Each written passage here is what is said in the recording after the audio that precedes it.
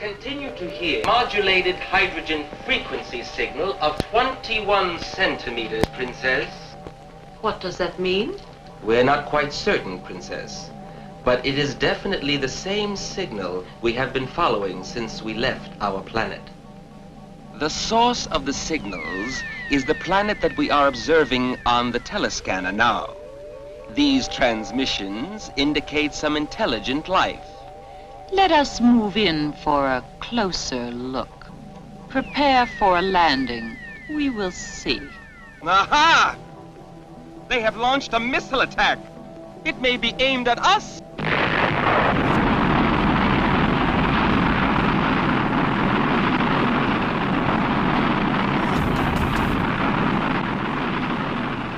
Destroy the missile.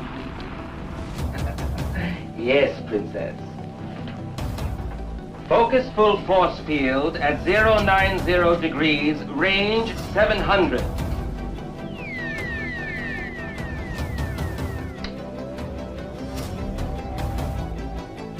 And now, maximum energy.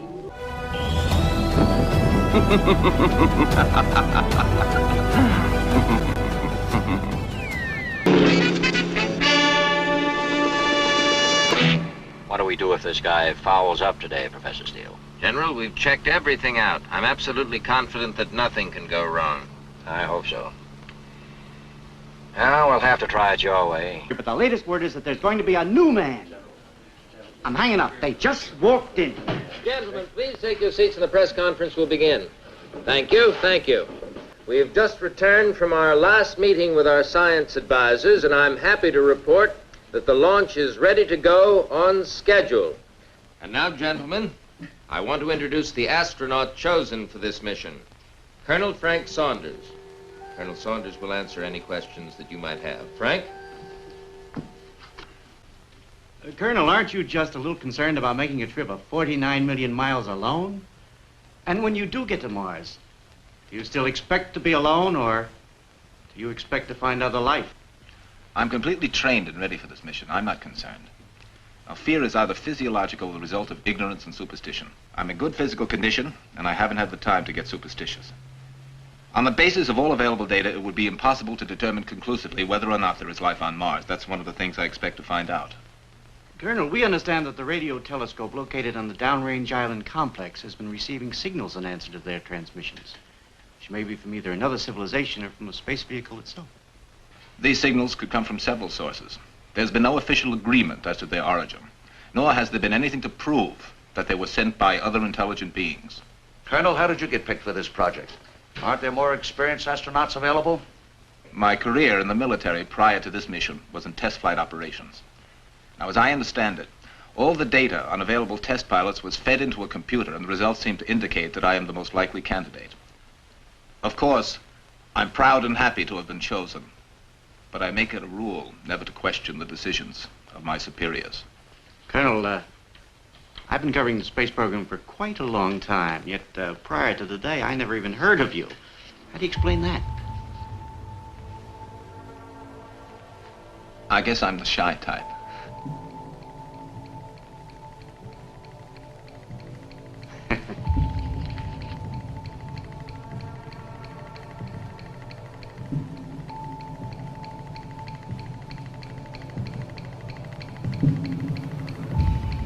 Colonel? Colonel? Gentlemen, the Colonel wasn't kidding. He really is shy. Well, it's been a long day and we're all rather tired.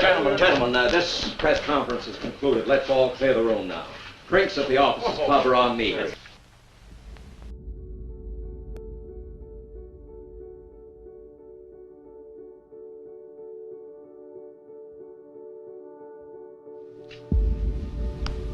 Karen, get me the silica gel. I'm afraid we've still got a problem with the humidity in this atmosphere.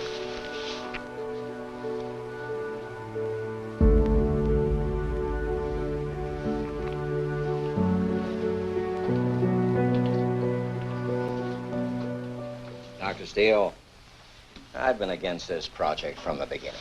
I know you have, and I know that you are not alone. You have friends in high places.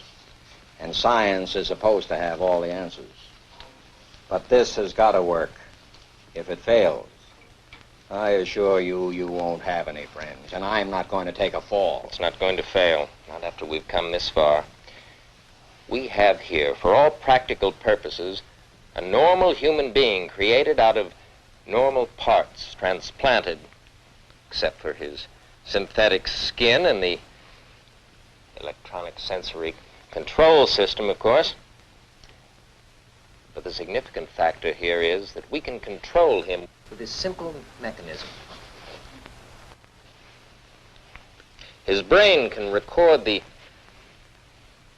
data that we need and transmit it to us.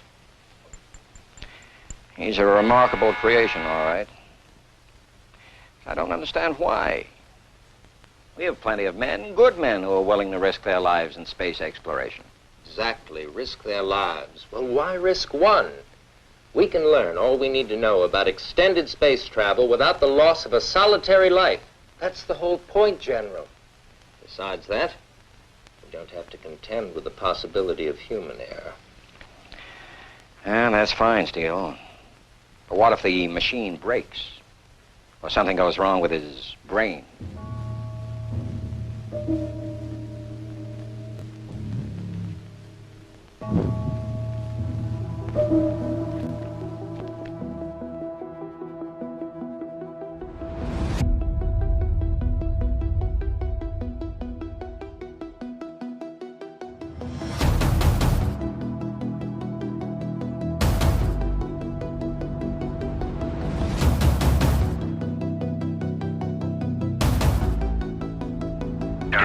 Standby to start ETI. And then counting engine start.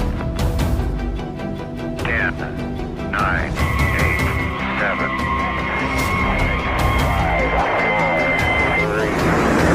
Great day for the United States of America, ladies and gentlemen. Beautiful, Adam. Let's hope your creation doesn't fall apart. Still got a few miles to go, General. The Earthship has just been launched and is headed directly toward our sector. Do you suppose that they have seen us at this altitude, Dr. Nadir? The probability is low, Princess. We have kept our anti-radar detection at full force. Let us not take any chances. Commence attack plan on the Earthship. Yes, Princess. Focus full force field at 090 degrees, range 700. We did it, Adam. We've proven again that science and the military can accomplish the impossible.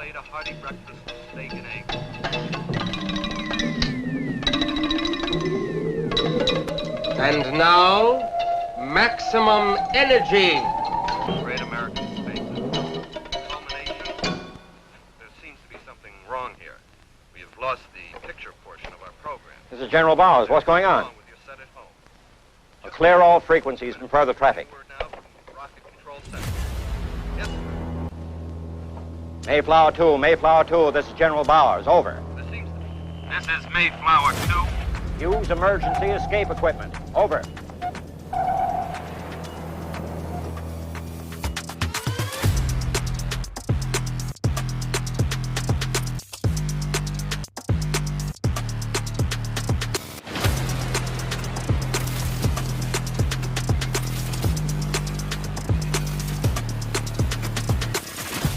Fire retro rocket. Landing pods down.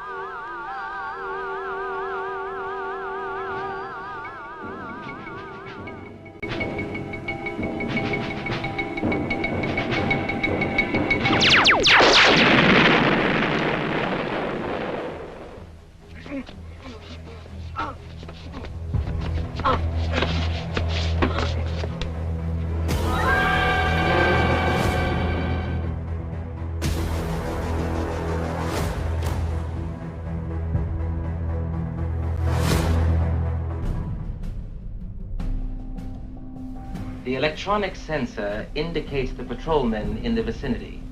They should return momentarily.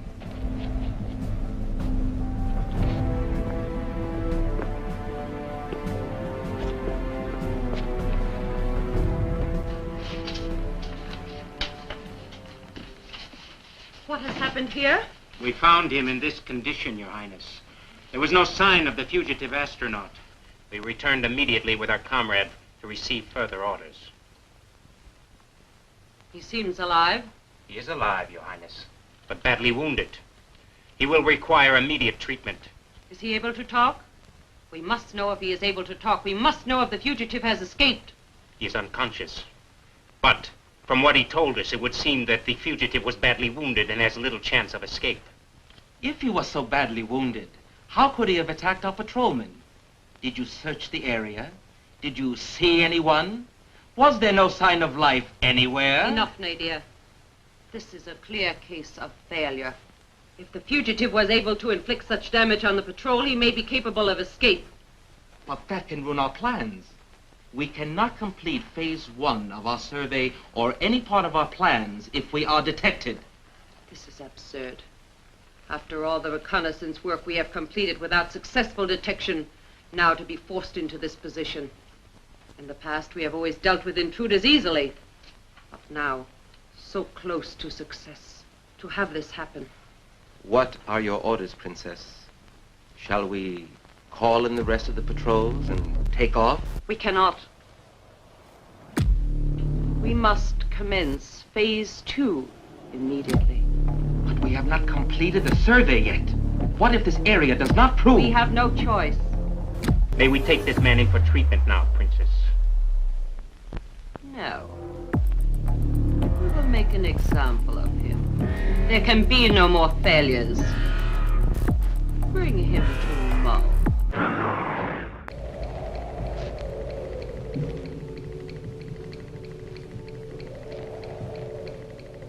The communicator is ready, Princess. The men are alerted and waiting your words. We have won the war, but we have no women. We have come here to this planet for one purpose only, to acquire breeding stock to repopulate our planet. We have been placed in danger of detection by the recent failure of one of our patrols. And as a consequence, we must immediately begin phase 2 of our plan. Capture of the Earthwomen. There it is again. I've lost him. Sorry. I don't know why we're doing all this. Well, it could be him. He could be out there somewhere, wandering around, hurt. You mean defective, inoperative? I know he's not human, but he's capable of experiencing pain. Well, then he'd be a blank.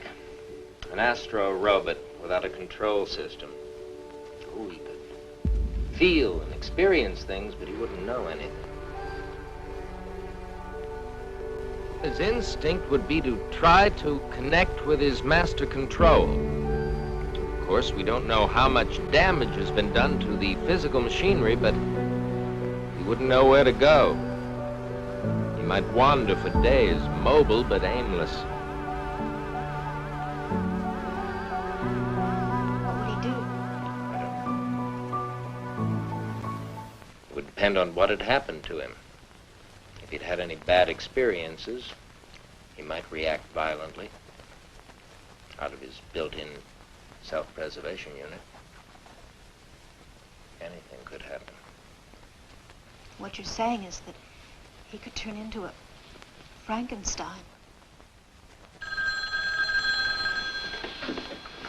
General Bowers, Bowers, I may file missing astronaut. is there positive identification? Murder about an hour ago. Let me know when anything more comes in. Plane will be waiting for you. Right. They found the capsule in Puerto Rico. There was no one in it. We've also gotten reports that there was some violence in the area by someone who they said was wearing something that looked like a spacesuit. Those signals must be Frank after all.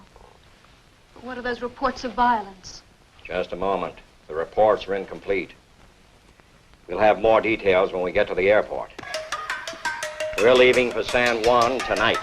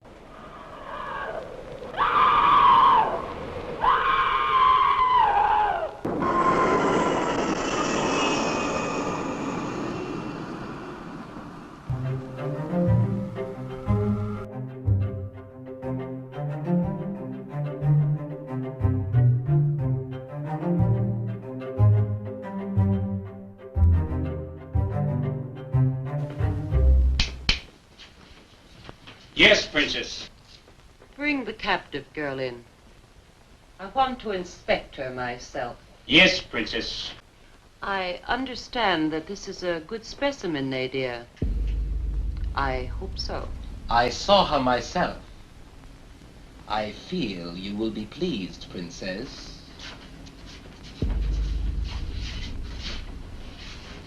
Come toward me. Now, move back.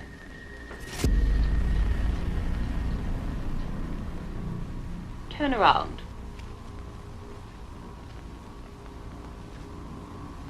Very good. We have done well, Nadia. I am pleased, Princess. You are satisfied. I will be satisfied when we have enough more like her to commence phase 3.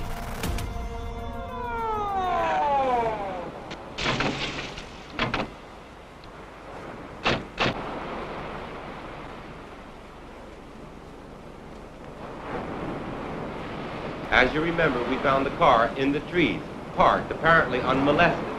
Picnickers were over here. But the most interesting thing we found was over here. Dr. Steele, I'd like you to explain this to me. It's like the sort of specimens we picked up around Los Alamos. May I use your radio to call headquarters? It is radioactive. But Adam, what is it? Well, it was sand. Now it's glass, fused together by some enormous concentrated heat. But what I can't understand is what that has to do with Frank.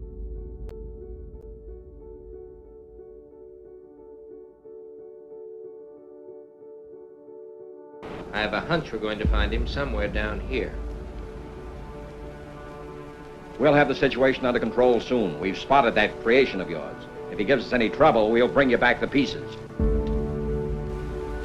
Adam, Frank has become so real to me that I can't bear the thought of his being hurt. Nobody's going to destroy 10 years of my life's work up on it.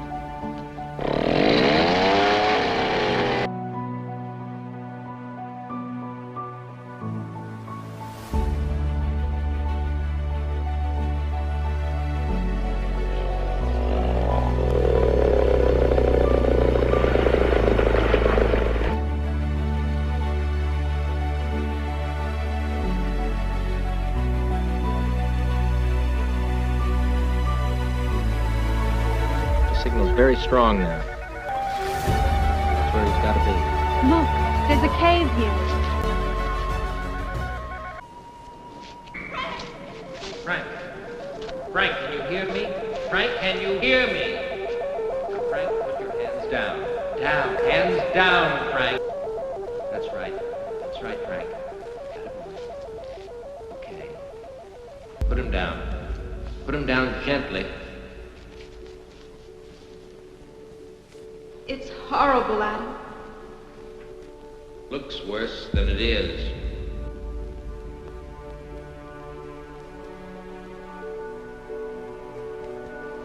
You'd better get started back before it gets dark. I'll stay here and try to finish repairing Frank. All right. Goodbye, Anne.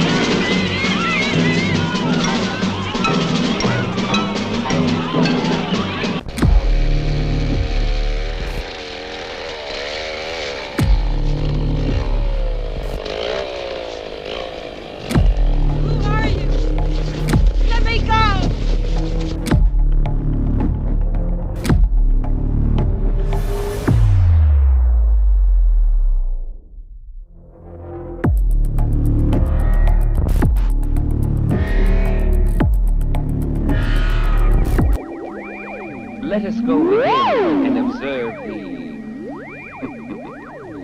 purification.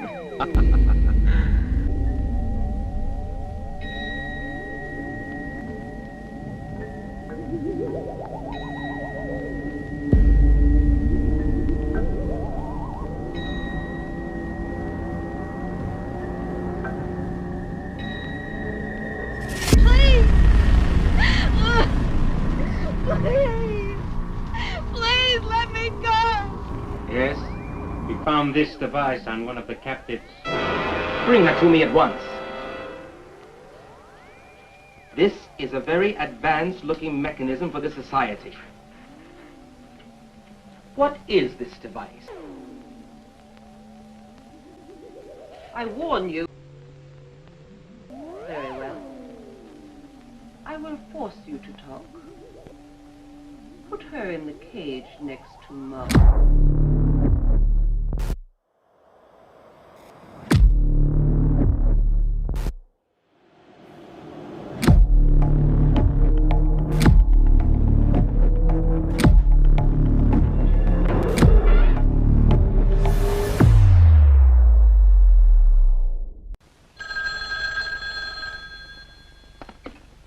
General Bowers.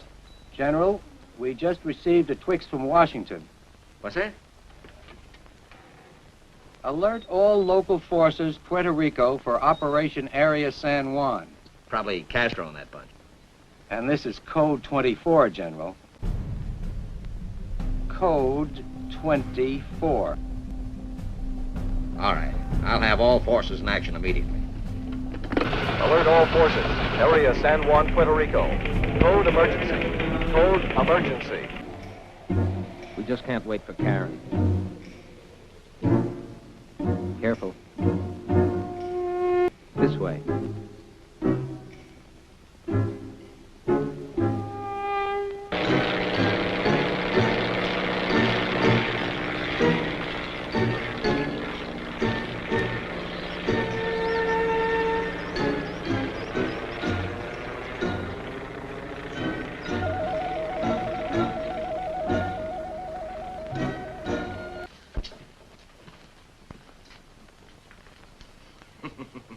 I think she's had enough, Princess. Let me see if she has any other Earth devices in her satchel. Quiet, quiet, quiet, Frank, quiet, quiet, quiet. The men who attacked you were from outer space. That's the spaceship that they came here in. That's why Karen didn't get back to the cave. Now look, I think they've got Karen prisoner on that spaceship. You've got to stay here and keep watch over things until I get help from General Bowers. You do that, Frank? All right. Good luck, Frank.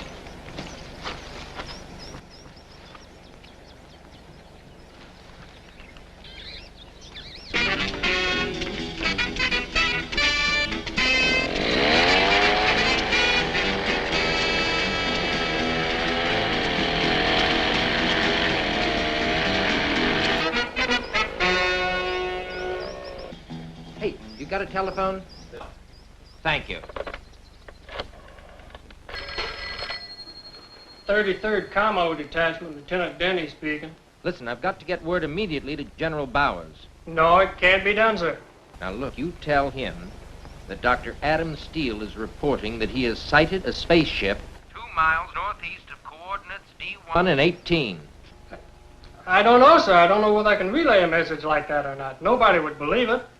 You will have to believe me. I know that it sounds fantastic. Spaceship. I repeat, spaceship. All right, sir. If you insist, I'll relay the message to him. Hurry. Yes, sir. Bird Dog 1, Bird Dog 1. This is Commo 3. Over. This Bird Dog 1. Over.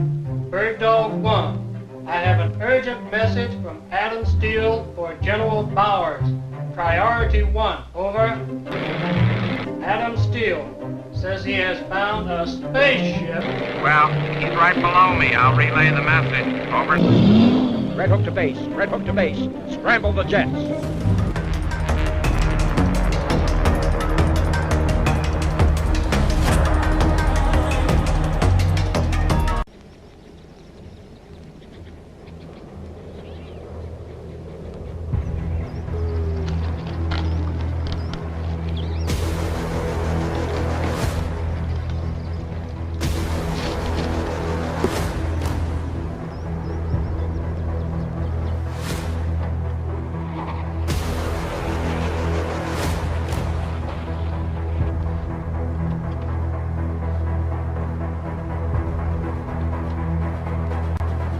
Frank, it's me. Frank.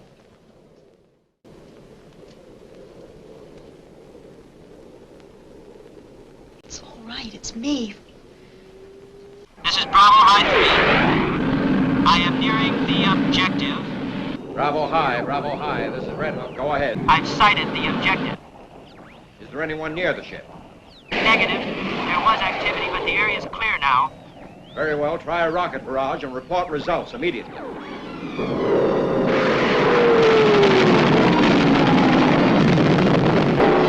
These weapons, they cannot do any damage to our ship. We must take off immediately. They have nuclear weapons, and if they use them, we are finished.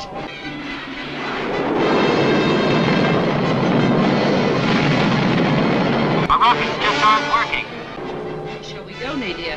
We must leave immediately.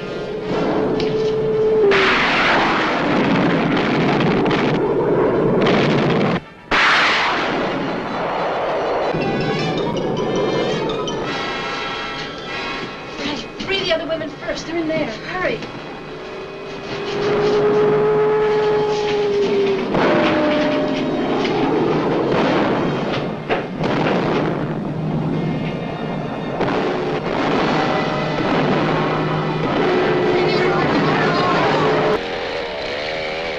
Captain, what were the results of the last strike? General Bowers, you're not trying to destroy that spaceship. What do you think? I'm absolutely convinced that Karen and at least 2 other women are aboard that spaceship. General, you gotta stop that attack immediately. Captain, get Bravo High and tell them to cease fire immediately. Bravo High. The orders are to cease fire. Stop the attack.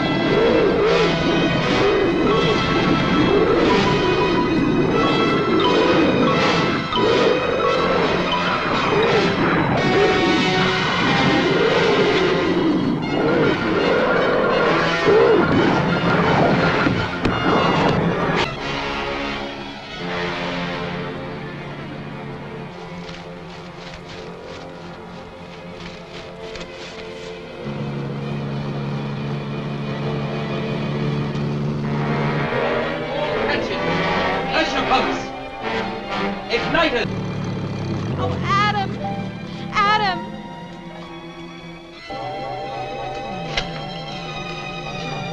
Rockets, ignite!